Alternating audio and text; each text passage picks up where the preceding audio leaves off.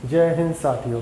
आज हम बायोलॉजी के एक इम्पोर्टेंट चैप्टर कोशिका के बारे में पढ़ेंगे। कोशिका या सेल, हिंदी में कहते हैं कोशिका और इसका इंग्लिश नेम होता है सेल। परंतु यहाँ हम बायोलॉजी पढ़ रहे हैं तो बायोलॉजी की लैंग्वेज में इसका नेम होता है साइटो। ये मैंने पीछे लिख रखा है बोर्ड पर, आप देख सकते हैं। दोस्तों, समय की कमी होती है, इस कारण ये पहले लिख के रखना पड़ता है। तो बायोलॉजिकल नेम हुआ कोशिका का साइटो। अब साइटो का अध्ययन कहलाएगा साइटोलॉजी, यानी कोशिका के अध्ययन को कहते हैं साइटोलॉजी। अब प्रश्न यह आता है कि कोशिका को सर्वप्रथम किसने खोजा? तो कोशिका को सर्वप्रथम खोजा इंग्लिश वैज्ञानिक रॉबर्ट हुक ने। रॉबर्ट हुक ने कोशिका की सर्वप्रथम खोज की। परंतु अगर इसी में पूछ दिया जाएगा कि जीवित कोशिका को सर्वप्रथम किसने खोजा, तो जीवित कोशिका की सर्वप्रथम खोज की एंटोनी वॉन लीवेनहॉक ने। इन्हें जीवाणु विज्ञान का पिता अर्थात फादर ऑफ बैक्टीरियोलॉजी भी कहते हैं। तो प्रश्न दो प्रकार से पूछा जा सकता है, सर्वप्रथम कोशिका की खोज और जीवित कोशिका की खोज। सर्वप्रथम कोशिका की खोज रॉबर्ट हुक ने और जीवित कोशिका की खोज एंटोनी वॉन लीवेनहॉक ने। दोस्तों, रटना नहीं है, सिंपली यहाँ रिलेट करके याद रख सकते हैं। जैसे अपने घर में कोई भी सूक्ष्म चीज़ होती है, छोटी चीज़ होती है, तो उसे चिमटी या हुक की सहायता से पकड़ते हैं। उसी प्रकार रॉबर्ट में पीछे हुक लगा हुआ है। तो कोशिका होती है अति सूक्ष्म, जिसे सूक्ष्मदर्शी के द्वारा ही देख सकते हैं।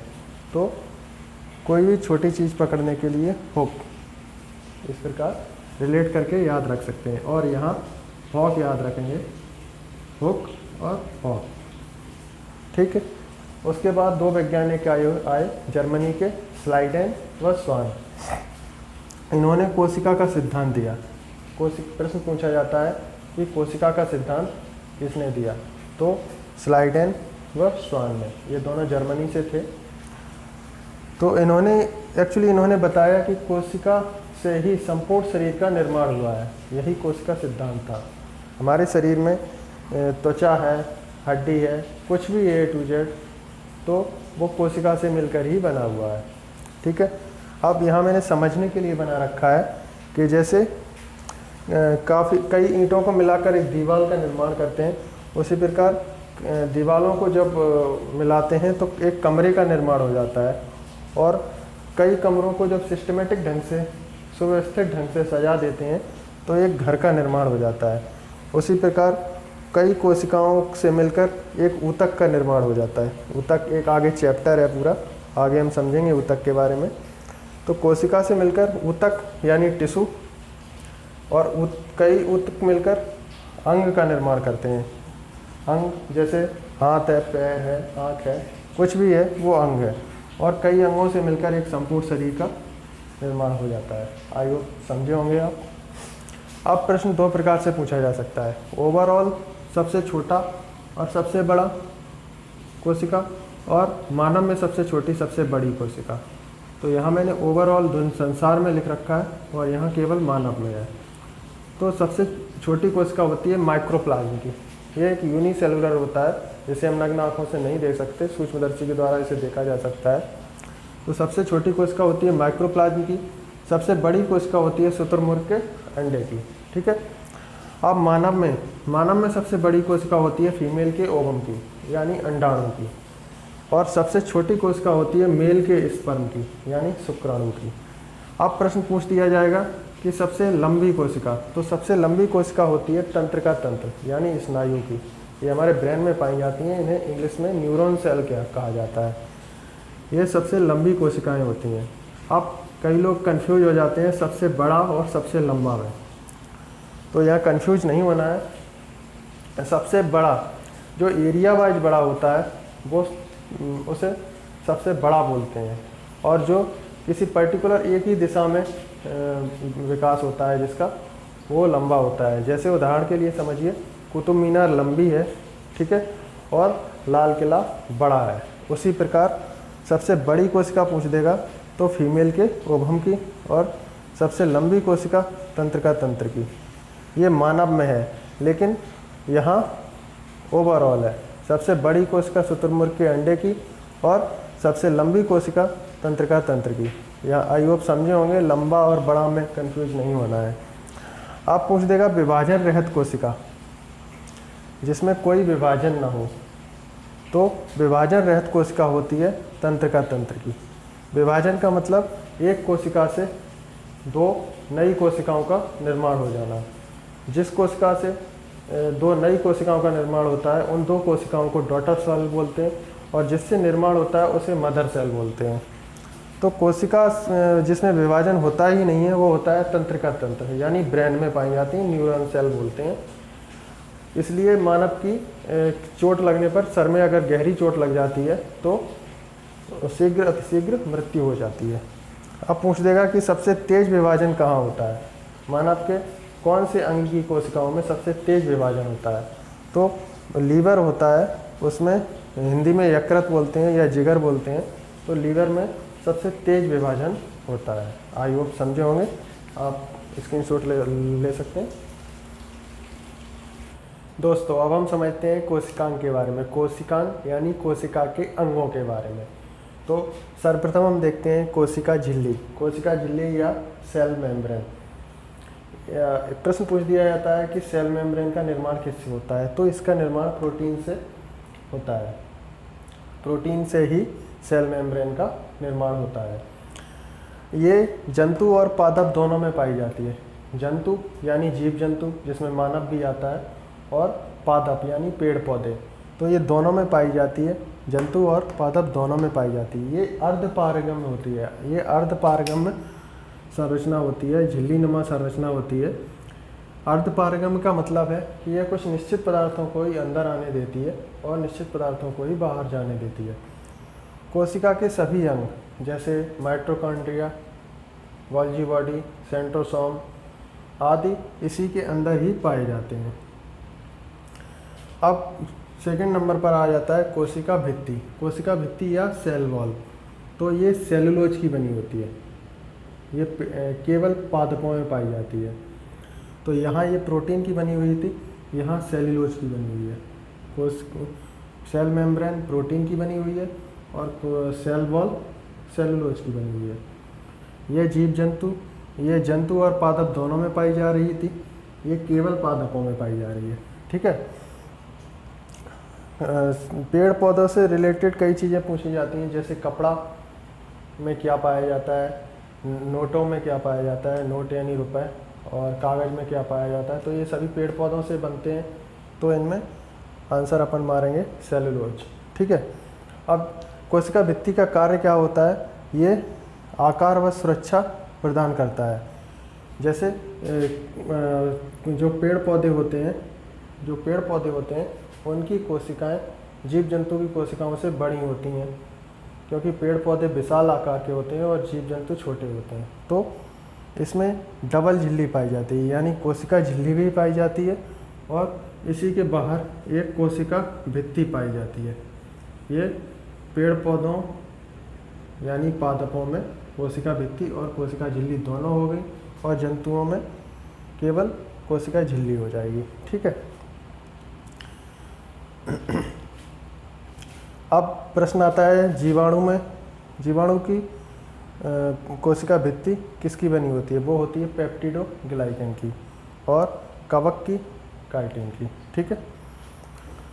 नंबर 3 पर सूत्रकणिका। सूत्रकणिका या माइटोकॉन्ड्रिया, तो इसके सबसे पहले खोजकर्ता ये पूछ दिए जाते हैं। तो इसके खोजकर्ता है अल्टमैन। इसके खोजकर्ता अल्टमैन है, लेकिन इसका नामांकन बेंडा ने किया है। कई बार घर में ऐसा होता है कि बच्चे का नाम माता पिता न रखते हुए दादा दादी, मामा मामी, चाचा चाची कोई भी रख देता है। तो उसी तरह इसकी खोज अल्टमैन ने की है, लेकिन नामांकन बेंडा ने किया है। अब माइटोकॉन्ड्रिया को कई उपनामों से जाना जाता है, जैसे कोशिका का पावर हाउस कहते हैं, कोशिका का शक्ति स्थल कहते हैं, कोशिका का इंजन भी कहते हैं इसे। ठीक है। अब वो कहते इसलिए हैं क्योंकि यहाँ ऊर्जा का निर्माण होता है। अब शरीर में जो ऊर्जा मिलती है वो माइटोकॉन्ड्रिया के ही द्वारा उसका निर्माण होता है। अब वो कैसे होता है, आइए हम देखते हैं। यहाँ पर एक क्रेब्स चक्र चलता है।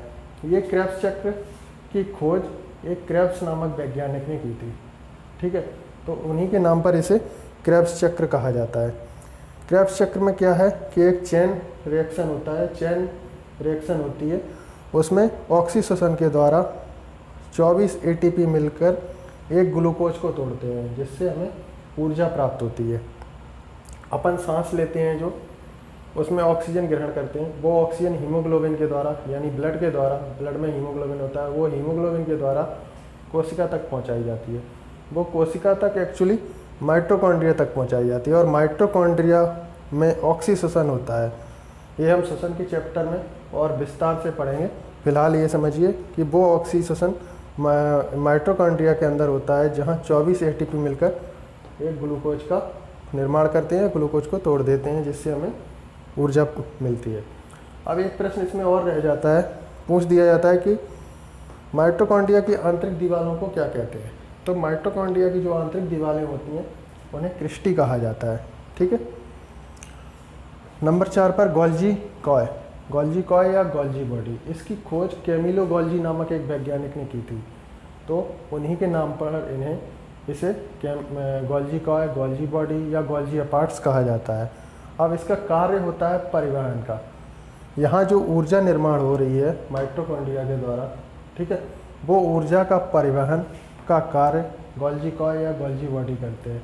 जैसे शरीर में कई जगह हमें ऊर्जा की ज़रूरत होती है, ठीक है, कार्य करने के लिए ऊर्जा की ज़रूरत होती है, तो वहाँ गोल्जी कॉय वो ऊर्जा को परिवहन के द्वारा उस अंग तक, उस कोशिका तक पहुँचाता है। ठीक है, आप स्क्रीनशॉट लीजिए। चलिए अब हम देखते हैं कोशिका के अन्य अंगों के बारे में। अंतः प्रदव्य जालिका यानी एंडोप्लाज्मिक रेटिकुलम, जिसे शॉर्ट फॉर्म में हम कहते हैं ER, केवल ER कहते हैं, एंडोप्लाज्मिक रेटिकुलम। ठीक है, इसे कोशिका का आंतरिक कंकाल कहते हैं, इसे कोशिका का आंतरिक कंकाल कहते हैं, क्योंकि यह कोशिका को अंदर से सहायता प्रदान करता है। उदाहरण के तौर पर समझिए, जैसे हम छत की ढलाई करवाते हैं तो उसमें जो शटरिंग लगाते हैं नीचे से छत को सपोर्ट करने के लिए, वो ये उसी प्रकार ये कोशिका को आंतरिक सहायता प्रदान करता है, जिस कारण इसे कोशिका का आंतरिक कंकाल कहा जाता है। यह दो प्रकार का होता है, यह दो प्रकार का होता है, एक स्मूथ ER बोलते हैं और एक रफ ER बोलते हैं। अब इनके नाम से ही समझ जाइए कि स्मूथ ER यानी चिकना भाग, इसका एक्चुअली ये दो नहीं होते हैं, बल्कि इसके दो भाग होते हैं, एक चिकना भाग और एक रफ यानी खुरदुरा भाग। तो चिकना भाग पर चिकने भाग पर वसा का निर्माण होता है। बस आप रिलेट करके यहाँ देख सकते हैं कि वसा चिकनी होती है, ठीक है, जैसे तेल, घी इत्यादि ये सब वसा में आते हैं, तो ये चिकने होते हैं। उसी प्रकार ये भी चिकना भाग है, तो यहाँ वसा का निर्माण होता है। अब दूसरी तरफ रफ ER यानी खुरदरा भाग, यहाँ प्रोटीन का निर्माण होता है। एक्चुअली प्रोटीन का निर्माण, इस पर पाए जाने वाले ये छोटे छोटे जो बिंदुकत आकृति दिख रही है, ये राइबोसोम है, इनके द्वारा प्रोटीन का निर्माण होता है। ठीक है, तो अब हमने समझ लिए कि इसके दो भाग होते हैं, एक रफ ER और एक स्मूथ ER। ठीक है, अब आगे समझते हैं राइबोसोम। राइबोसोम इसकी खोजकर्ता थे पैलाडे, खोजकर्ता भी इसका पूछ दिया जाता है, तो इसके खोजकर्ता थे पैलाडे। ये कोशिका का सबसे छोटा अंग होता है। सीधा सीधा प्रश्न पूछ दिया जाता है कि कोशिका में सबसे छोटा अंग कौन सा होता है, 4 ऑप्शन दे दिए जाएंगे उसमें, इसमें हमें क्लिक करना होता है राइबोसोम। ठीक है, क्योंकि ये दिख रहे हैं आपको, बहुत ही छोटे छोटे बिंदुकत आकृति होती हैं। अब इन्हीं पर प्रोटीन का निर्माण होता है, तो प्रोटीन के निर्माण के कारण ही इसे प्रोटीन की फैक्ट्री कहा जाता है। प्रश्न पूछा जाएगा प्रोटीन की फैक्ट्री किसे कहते हैं, तो आंसर होगा राइबोसोम। ठीक है, अब ये दो प्रकार के होते हैं, एक 70S प्रकार का होता है और एक 80S प्रकार का होता है। ठीक है, एक 70S एक 80S। राइबोसोम कितने प्रकार के, दो प्रकार के, एक 70S और एक 80S। अब 70S और 80S अंतर क्या है कि 70S जैसा कि 70 और 80, ज़्यादा कौन होता है 80, कम कौन होता है 70। तो नाम से ही स्पष्ट हो रहा है कि 70S प्रकार का जो होगा वो हल्का होगा और जो 80S प्रकार का होगा वो भारी होगा। ठीक है, तो 70S प्रकार का पाया जाता है प्रोकैरियोटिक कोशिकाओं में और 80S प्रकार का पाया जाता है यूकैरियोटिक कोशिकाओं में। अब ये प्रोकैरियोटिक और यूकैरियोटिक क्या होती हैं अभी समझिए कि प्रोकैरियोटिक कोशिकाएं अविकसित कोशिकाएं होती हैं। प्रोकैरियोटिक कोशिकाएं अविकसित कोशिकाएं होती हैं, मतलब पूर्णतः विकास नहीं होता है। इनमें कुछ ही कोशिकाओं के अंग पाए जाते हैं, ठीक है, पूरे अंग नहीं पाए जाते हैं। जबकि यूकैरियोटिक पूर्णतः विकसित कोशिकाएं होती हैं, इनमें कोशिका के सभी अंग पाए जाते हैं। आगे हम इनके और अंतर समझेंगे, पूरे डिटेल में पढ़ेंगे, लेकिन फ़िलहाल के लिए इतना समझिए कि प्रोकैरियोटिक कोशिकाएं अविकसित कोशिकाएं होती हैं और यूकैरियोटिक कोशिकाएं पूर्णतः विकसित कोशिकाएं होती हैं। प्रोकैरियोटिक कोशिकाएं जो प्रायः हमें नग्न आँखों से न देख पाने जीवों में पाई जाती हैं, जैसे जीवाणु वगैरह में पाई जाती हैं, और यूकैरियोटिक वाली जीव जंतु और पेड़ पौधों पादपों में सभी में पाई जाती हैं। तो 70S जो हल्का राइबोसोम होता है वो प्रोकैरियोटिक कोशिकाओं में पाया जाता है। 80S प्रकार का जो भारी राइबोसोम होता है वो यूकैरियोटिक कोशिकाओं में पाया जाता है। अब ये हल्का और भारी किससे डिसाइड किया गया है? S से। ये 70S लगा हुआ है और इसमें 80S लगा हुआ है। तो S यहाँ दर्शा रहा है सेडिमेंटन कोफिशिएंट को। सेडिमेंटन कोफिशिएंट क्या होता है कि जैसे समझिए कि जैसे कोई चीज़ बड़ी है तो ज़रूरी नहीं है कि वह भारी है। सेडिमेंटन कोफिशिएंट के हिसाब से उस वस्तु को भारी माना जाता है। एक लिक्विड लेते हैं और लिक्विड यानी तरल, और उसमें दो चीज़ें एक साथ डाली जाती हैं। जो वस्तु सर्वप्रथम तली में बैठ जाती है तो उसे भारी मान लिया जाता है, और जो बाद में तली में जाती है बैठती है उसे हल्का मान लिया जाता है। तो उसी में 70S और 80S दोनों प्रकार के राइबोसोम को जब एक लिक्विड में डाला गया तो 80S प्रकार का राइबोसोम तली में जल्दी बैठ गया और 70S प्रकार का उसके बाद में। तो उसी आधार पर यह मान लिया गया कि 80S प्रकार का राइबोसोम भारी है, ठीक है। अब सेंट्रोसोम यानी इसे हिंदी में कहते हैं तारककाय।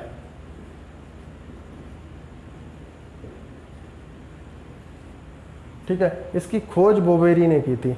खोजकर्ता कुछ अंगों के बारे में पूछे जाते हैं, जो मैन है वो मैंने लिखा रखे हैं आपको, ठीक है। तो सेंट्रोसोम यानी तारककाय, इसकी खोज बोवेरी ने की थी। इसका मेन कार्य होता है कोशिका का विभाजन करना। अब कोशिका विभाजन आपको क्या लगता होगा कि कोशिका टूट जाती है? नहीं, कोशिका अपने जैसी दो कोशिकाओं का निर्माण करती है, इसे कहते हैं कोशिका विभाजन। जो कोशिका से निर्माण होता है उसे कहते हैं मदर सेल, और जो नई दो कोशिकाएं बनती हैं उन्हें कहते हैं डॉटर सेल, ठीक है। तो ये कोशिका विभाजन का कार्य, कोशिका के अंदर कोशिका विभाजन का कार्य करता है सेंट्रोसोम। जैसे कहीं चोट लग गई या कुछ भी चोट लगी या गिर पड़े तो उस कारण से शरीर की कई कोशिकाएं क्षतिग्रस्त हो जाती हैं। अब उनका पुनर्निर्माण जो बाकी बची कोशिकाएं हैं उनके द्वारा कोशिका विभाजन के द्वारा होता है। अब वो कोशिका विभाजन होता एक्चुअली सेंट्रोसोम के कारण है। सेंट्रोसोम जो कि कोशिका के अंदर पाया जाता है वही इसके लिए जिम्मेदार होता है। अब यह सेंट्रोसोम जो होता है वो केवल जंतु कोशिकाओं में पाया जाता है। जंतु कोशिका यानी मानवों में और जीव जंतुओं में। यह पेड़ पौधों में नहीं पाया जाता है, पादपों में नहीं पाया जाता है। लेकिन पादपों में कोशिका विभाजन होता है। तो पादपों में कोशिका विभाजन होता है सेल प्लेट के द्वारा। पादप यानी पेड़ पौधों में सेल प्लेट के द्वारा। पूछेगा कि जंतु कोशिकाओं में कोशिका विभाजन, तो सेंट्रोसोम के द्वारा, और पादप में कोशिका विभाजन यानी पेड़ पौधों में कोशिका का विभाजन सेल प्लेट के द्वारा होता है, ठीक है। अब मानव में ये दो चीज़ें पाई जाती हैं। एक तंत्रिका कोशिका होती है, ब्रेन में पाई जाती है, न्यूरॉन सेल बोलते हैं, उसमें ये सेंट्रोसोम पाया ही नहीं जाता है। इस कारण वहाँ कोशिका विभाजन बिल्कुल नहीं होता है। तभी चोट लग जाती है तो मानव की शीघ्र मृत्यु हो जाती है, ठीक है। अब यहीं लीवर यानी यकृत में यह जो सेंट्रोसोम होता है वो सर्वाधिक पाया जाता है, जिस कारण वहाँ कोशिका विभाजन बड़ी तेज़ी से होता है, ठीक है। अब 8वें नंबर पर आ जाता है रसधानी यानी वैक्यूल्स। ये जीव जंतुओं में छोटे पाए जाते हैं, और जो पेड़ पौधे यानी पादप होते हैं उनमें बड़े पाए जाते हैं। अब ऐसा क्यों होता है कि पेड़ पौधे विशाल आकृति के होते हैं, बड़े होते हैं, उन्हें पानी की ज़रूरत ज़्यादा होती है, क्योंकि मौसम के अनुसार पानी कभी बारिश हो रही है कभी नहीं हो रही है, तो उन्हें पानी स्टोर करके रखना होता है, जिस कारण वैक्यूल्स उनमें बड़े पाए जाते हैं क्योंकि ज़्यादा पानी स्टोर कर सकें। जबकि जीव जंतुओं में वैक्यूल्स छोटे पाए जाते हैं। चलिए अब हम समझते हैं कोशिका के अन्य अंगों के बारे में। ठीक है, तो कोशिका का ब्रेन या दिमाग कहलाता है केंद्रक। अब केंद्रक के बारे में जानेंगे। केंद्रक यानी न्यूक्लियस। इसकी खोज की थी रॉबर्ट ब्राउन ने कोशिका के केंद्रक को खोजा था। इसे कोशिका का दिमाग या ब्रेन ऑफ सेल कहा जाता है। इसे कोशिका का कंट्रोलर भी कहते हैं। अब इसे कंट्रोलर क्यों कहते हैं? क्योंकि यह कोशिका के जितने भी अंग हैं, कोशिका में जितने भी अंग पाए जाते हैं, जैसे mitochondria, Golgi body, vacuoles, endoplasmic reticulum, lysosome, उन सभी अंगों को कंट्रोल करने का काम करता है केंद्रक। ठीक है, अब पूछ दिया जाता है कि इसमें पाया क्या जाता है, तो इसमें डीएनए, आरएनए व क्रोमोसोम वगैरह पाए जाते हैं। अब अभी हम इसके बारे में ज़्यादा बात नहीं करेंगे, क्योंकि इसका एक पूरा आगे चैप्टर है डीएनए व आरएनए का, क्रोमोसोम का। ठीक है, फिलहाल के लिए समझिए कि इसमें डीएनए, आरएनए व क्रोमोसोम वगैरह पाए जाते हैं। ठीक है, अब इसमें 80% प्रोटीन पाई जाती है, 80% प्रोटीन पाई जाती है और 10% डीएनए पाया जाता है, और बाकी के 10% अन्य तत्व होते हैं। ठीक है, अब 10वें नंबर पर है लाइसोसोम। लाइसोसोम की खोज डी डुवे नामक वैज्ञानिक ने की थी। लाइसोसोम की खोज डी डुवे नामक वैज्ञानिक ने की थी। अब लाइसोसोम का कार्य क्या होता है? लाइसोसोम का कार्य कोशिका के अंदर आंतरिक पाचन का है। आंतरिक पाचन समझो तो कि इसमें 24 प्रकार के हाइड्रोलाइटिक एंजाइम, जल अपघटक एंजाइम होते हैं, जिन्हें इंग्लिश में हाइड्रोलाइटिक एंजाइम बोलते हैं। वो इतने खतरनाक होते हैं कि अगर कोशिका का कोई भी अंग कार्य नहीं करता है तो यह उन पर वो हाइड्रोलाइटिक एंजाइम छिड़क देता है, जिस कारण वो अंग, जैसे मान लो गोल्जी बॉडी या सेंट्रोसोम या एंडोप्लाज्मिक रेटिकुलम, कोई भी एक अंग कार्य नहीं कर रहा है तो वह उसके ऊपर हाइड्रोलाइटिक एंजाइम डालकर उस अंग को समाप्त कर देगा। ठीक है, परंतु कभी कभी ऐसा होता है कि संपूर्ण कोशिका ही कार्य करना बंद कर देती है। कोशिका के जितने भी अंग हैं सभी कार्य करना बंद कर देते हैं, तो उस स्थिति में यह अपने आप को फाड़ लेता है, लाइसोसोम अपने आप को फाड़ लेता है।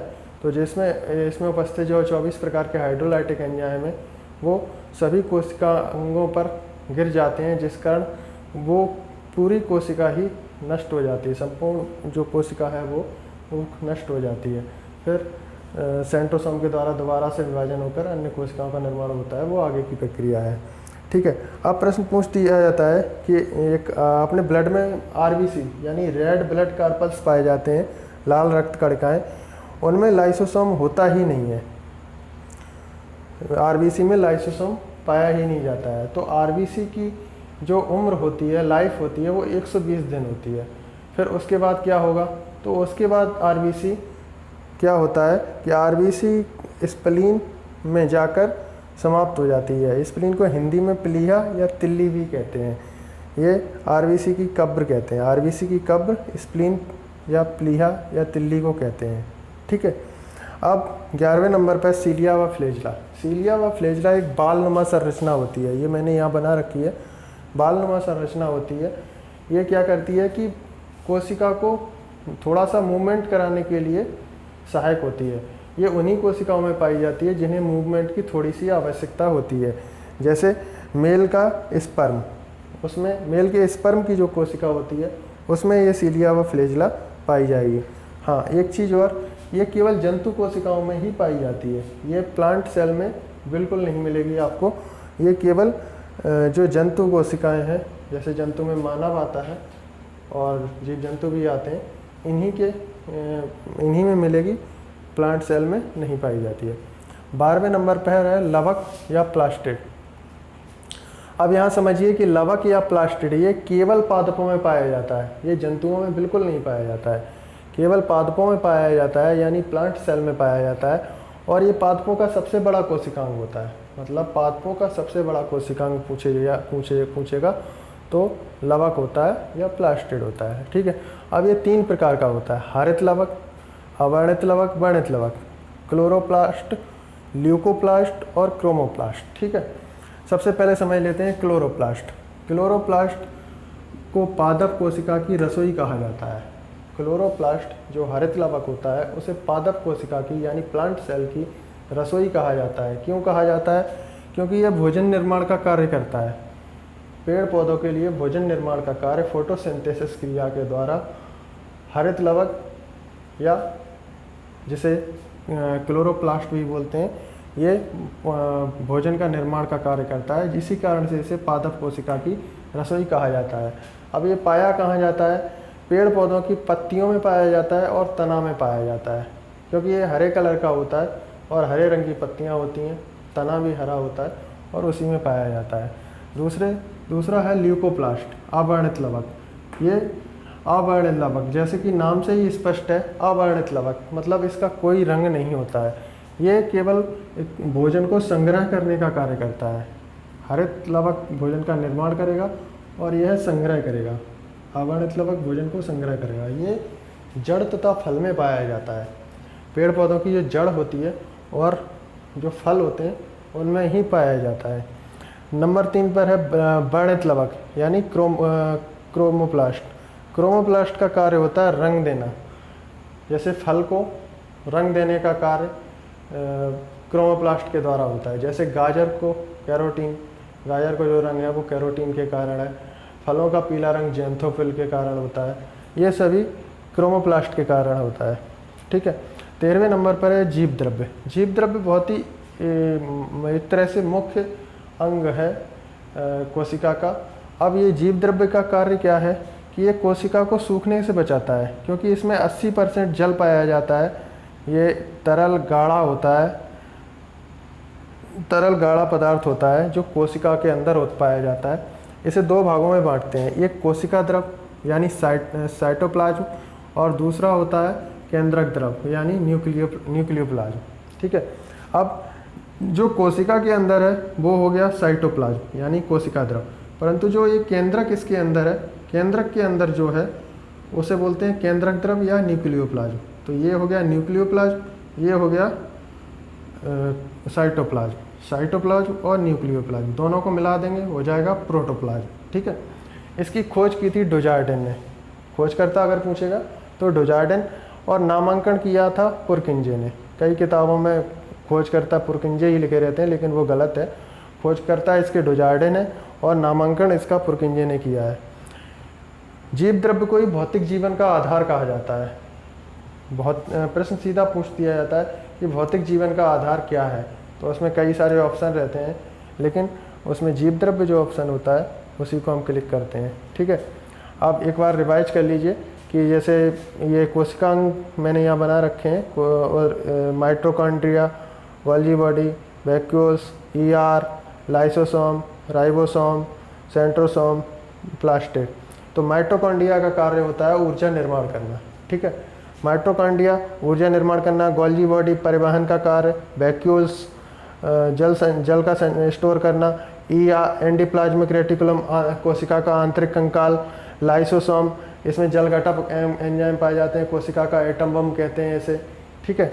और राइबोसोम प्रोटीन की फैक्ट्री, सेंट्रोसोम कोशिका का विभाजन, प्लास्टिड ये लवक होता है जो कि केवल पादप कोशिकाओं में ही पाया जाता है। ठीक है। आई होप समझे होंगे। देखो कोशिका एक बहुत बड़ा चैप्टर है, इसे हम आगे के भागों में कवर करेंगे।